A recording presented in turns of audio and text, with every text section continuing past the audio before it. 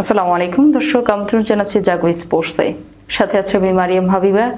শুরুতেই জানিয়ে দেব সংবাদ শিরোনাম। আন্তর্জাতিক মানের ক্রিকেটারের সংকট দেখছে বিসিবি। 400 রান করার সুযোগ জীবনে একবারই আসে, হেলায় হারালে মন্ডলকে তোপ গেলের। মিরাজ যতদিন দলের সুযোগ নেই, মোসাদ্দেকের বিতর্কী মন্তব্যের জন্য মোসাদ্দেকের কাছে দুঃখ প্রকাশ লিপুর। বাবর রিজওয়ানদের বেতন বাড়াতে 36 কোটি বরাদ্দ। শুনছিলেন সংবাদ শিরোনাম, এবার বিস্তারিত। শ্রীলঙ্কার বিপক্ষে টেস্ট সিরিজের পর ওয়ানডে সিরিজও হেরেছে বাংলাদেশ দল। 2 সিরিজ হারের দুঃখ ভুলতে না ভুলতে এবার টি-20 সিরিজে মাঠে নামতে যাচ্ছে টাইগাররা। ওয়ানডে সিরিজে শ্রীলঙ্কার বিপক্ষে আসলে কোথায় পিছিয়ে ছিল বাংলাদেশ এবং প্রশ্নের ব্যাখ্যা দিয়েছেন প্রধান নির্বাচক গাজী আশরাফ হোসেন লিপু। পাল্লেকেরেতে গণমাধ্যমের সঙ্গে আলাপকালে লিপু বলেন, শ্রীলঙ্কার পেসাররা যা করতে পেরেছে আমাদের পেসাররা তা পারেনি, তারা মাঝে ব্রেকথ্রু দিতে পারেনি। আবার শ্রীলঙ্কা ব্যাটিংটাকে ডিপে নিয়ে যেতে পেরেছে, সেখানেও তারা আমাদের ছাড়িয়ে গেছে। বাংলাদেশ দলের ব্যাটিংয়ে অভিজ্ঞতার অভাব দেখছেন লিপু। তিনি বলেন, আমাদের ব্যাটাররা ভালো করতে পারেনি, তাদের দুজন অভিজ্ঞ ব্যাটার কুশল মেন্ডিস ও চারিথ আসালাঙ্কা সামনে থেকে নেতৃত্ব দিয়েছেন, সে জায়গায় আমরা পিছিয়ে গেছি। অভিজ্ঞতা চলে যাওয়ার পর আমাদের দলে একটা শূন্যতা তৈরি হয়েছে, এটা পূরণ হতে একটু সময় লাগবে। প্রধান নির্বাচক এরপর বলেছেন, ক্রিকেটার সংকটের কথা। আমাদের হাতে আন্তর্জাতিক ক্রিকেট খেলার মতো খেলোয়াড়ের সংকট আছে। 30 জন খেলোয়াড়কে ঘিরেই আবির্ভূত হচ্ছে সবকিছু। তবে আশা করি এই দল এইচপি থেকে খেলার উঠে আসবে। টেস্টের এক ইনিংসে বিশ্ব রেকর্ড করা ব্রায়ান লারার 400 রান কেউ ভাঙতে পারবে, সেই ভাবনা হয়তো অনেকেই ভাবেনি। তবে তার আশপাশে যে কেউ জাননি তেমনটাও কিন্তু নয়। দিন কয়েক আগে সেই রেকর্ড ভাঙার বড় সুযোগ এসেছিল দক্ষিণ আফ্রিকার অলরাউন্ডার ইয়ান মুল্ডারের সামনে, কিন্তু তিনি সেই চেষ্টাই করলেন না, যে এখন ক্রিকেট বিশ্বের অন্যতম আলোচিত বিষয়।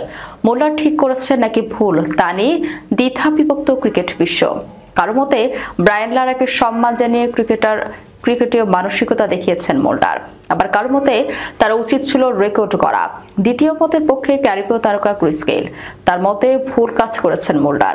জিম্বাবুয়ের বিপক্ষে টেস্টের দ্বিতীয় দিন মধ্যাহ্নভোজের বিরতির সময় 367 রানে ব্যাট করেছিল মুল্ডার। সবাই ভেবেছিল বিরতির পর নেমে টেস্ট বিশ্ব রেকর্ড করবেন তিনি, কিন্তু সবাইকে অবাক করে দিয়ে লারার বিশ্ব রেকর্ড থেকে মাত্র 33 রান দূরে থাকাকালীন ইনিংস ডিক্লেয়ার করে দেন তিনি। পরে জানান, এই রেকর্ড লারার মতো কিংবদন্তির কাছেই থাকা উচিত। যদি আবার তিনি ওই পরিস্থিতিতে যান তাহলে আবারও একই কাজ করবেন। মুল্ডারের এই কাজ পছন্দ হয়নি গেইলের। টেস্টে ওয়েস্ট ইন্ডিজের হয়ে তারও ট্রিপল সেঞ্চুরি রয়েছে। সম্প্রতি একটি রেডিও শোতে গেইল বলেন, সোজা কথা, ওই ভয় পেয়ে বোকার মতো ভুল করেছে।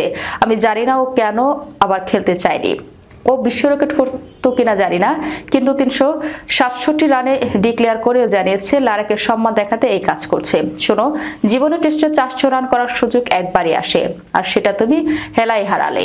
গেলের মধ্যে রান করলে তবেই একজন ব্যাটারকে লোক চেনে, রেকর্ড করলে তবেই কিংবদন্তি হওয়া যায়। এই সহজ কথা কিভাবে ভুলে গেলেন মুল্ডার। গেল বলেন, তুমি 367 রান করে খেলেছিলে, তোমার কাছে এত বড় একটা সুযোগ ছিল রেকর্ড করার। যদি তুমি কিংবদন্তি হতে চাও তাহলে তো রেকর্ড করতেই হবে, নাহলে কিভাবে তুমি কিংবদন্তি হবে।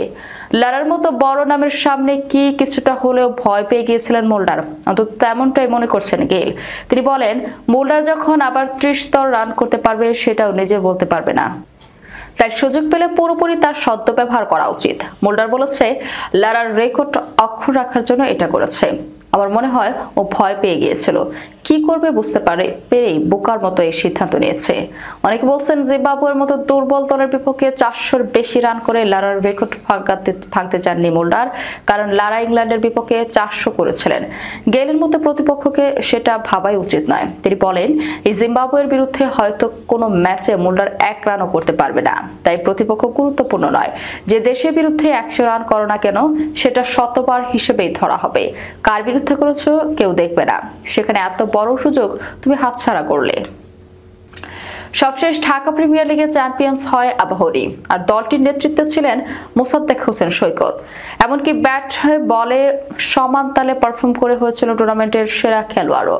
ফলে আবারও জাতীয় দলে ফেরার সম্ভাবনা তৈরি হয়েছিল মুসাদ্দেকের। ঘরোয়াতে পারফর্ম করলেও জাতীয় দলে আর ফেরা হয়নি মুসাদ্দেকের। শ্রীলঙ্কার বিপক্ষে সদ্য সমাপ্ত ওয়ানডে সিরিজের জন্য গত 23 জুন দল ঘোষণা করেছিল বিসিবি। সেদিন প্রধান নির্বাচক গাজী আশরাফ হোসেন লিপু মুসাদ্দেককে দলে না রাখা প্রসঙ্গে এক মন্তব্য করে বিতর্কের মুখে পড়েছিলেন। এদিন লিপু বলেছিলেন, আপনি আপনার সাংবাদিকতার আলোকে মনে করেছেন যে মুসাদ্দেক হোসেনের এই মুহূর্তে জাতীয় দলে খেলা উচিত। আমি ঠিক সেই জিনিসটা মনে করছি না। পরিষ্কারভাবে বলতে চাচ্ছি, কারণ যতক্ষণ মেহেদী হাসান বিরাজ আছে মুসাদ্দেকের কোনো সুযোগ নেই। কোনো জিনিস খুব স্পষ্টভাবে উচিত। আপনারা বুঝে অনেক সময় না বোঝার ভান করে কথা বলেন, অনেক সময় এটা পীড়াদায়ক। তবে গণমাধ্যম নিজের করা এমন মন্তব্যের জন্য মুসাদ্দেকের কাছে দুঃখ প্রকাশ করেছেন লিপু। তিনি বুঝতে পেরেছেন কোনো ক্রিকেটারকে নিয়ে এভাবে সরাসরি বলাটা তার ঠিক হয়নি। তার শব্দচয়ন আরো সুন্দর হতে পারত। এ প্রসঙ্গে আজ বুধবার শ্রীলঙ্কার গণমাধ্যমের মুখোমুখি হয়ে লিপু বলেছিলেন, আমি বলেছিলাম যতক্ষণ মিরাজ আছে ততক্ষণ সুযোগ নেই মুসাদ্দেকের। পরে রাতে যখন আমি চট্টগ্রামে গেলাম, প্রস্তুতির ম্যাচ দেখলাম, তখন বুঝলাম আমার বলা উচিত ছিল যতক্ষণ মিরাজ আছে ততক্ষণ মুসাদ্দেকের সুযোগ কম। তিনটা শব্দচয়ন ভুল ছিল। আমি নিজে অনুধাবন করি যে বক্তব্যটা আমি ঠিকভাবে উপস্থাপন করতে পারিনি। 2 দিন পর মুসাদ্দেকের সঙ্গে দেখা হয়, আমি তাকে সরি বলি। বেতন বাড়ছে বাবর আজম ও মোহাম্মদ রিজওয়ানদের। ক্রিকেটারদের বেতন বাড়াতে 36 কোটি টাকা বরাদ্দ দিয়েছে পাকিস্তান ক্রিকেট বোর্ড। বিসিবির নতুন কেন্দ্রীয় চুক্তিতে পাকিস্তান বোর্ড 25 জনের পরিবর্তে 30 জন ক্রিকেটারকে অন্তর্ভুক্ত করেছে এবং তাদের বেতন বৃদ্ধি পাচ্ছে 37%। এই বাড়তি বেতনের জন্য প্রায় 36 কোটি টাকা বরাদ্দ করা হয়েছে। অথচ সবশেষ 2 আইসিসি টুর্নামেন্টে টি-20 বিশ্বকাপ ও চ্যাম্পিয়ন্স ট্রফিতে ছন্নছাড়া পারফরমেন্সে সবাইকে হতাশ করেন বাবর আজম, মোহাম্মদ রিজওয়ান ও শাহিন আফ্রিদিরা।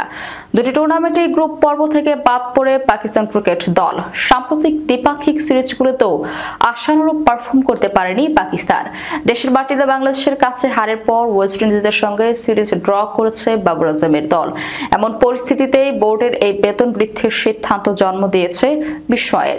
একই সঙ্গে ঘরোয়া ক্রিকেটের বাজেট কাটছাট করা হয়েছে। আগে যেখানে ঘরোয়া ক্রিকেটে বছরে 21 কোটি টাকা বরাদ্দ থাকতো, সেখানে এখন তা কমিয়ে আনা হয়েছে 13.5 কোটি টাকায়। ফলে ঘরোয়া ক্রিকেটারদের প্রাপ্ত বেতন কমে যাওয়ার আশঙ্কা তৈরি হয়েছে।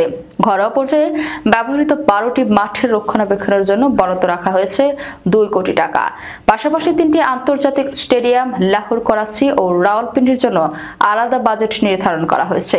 পুরুষদের পাশাপাশি নারীদের কেন্দ্রীয় চুক্তিতেও কিছুটা পরিবর্তন এসেছে। নারী ক্রিকেটারদের সংখ্যা বাড়িয়ে 16 থেকে 24 জন করা হয়েছে এবং বেতন বেড়েছে 4%। তাদের জন্য বরাদ্দ রাখা হয়েছে 11 কোটি টাকা। তবে এই বৃদ্ধি পুরুষ ক্রিকেটারের তুলনায় সামান্যই। যাবার আগে শিরোনামগুলো জানিয়ে দেব আরো একবার। আন্তর্জাতিক মানের ক্রিকেটারের সংকট দেখছে বিসিবি।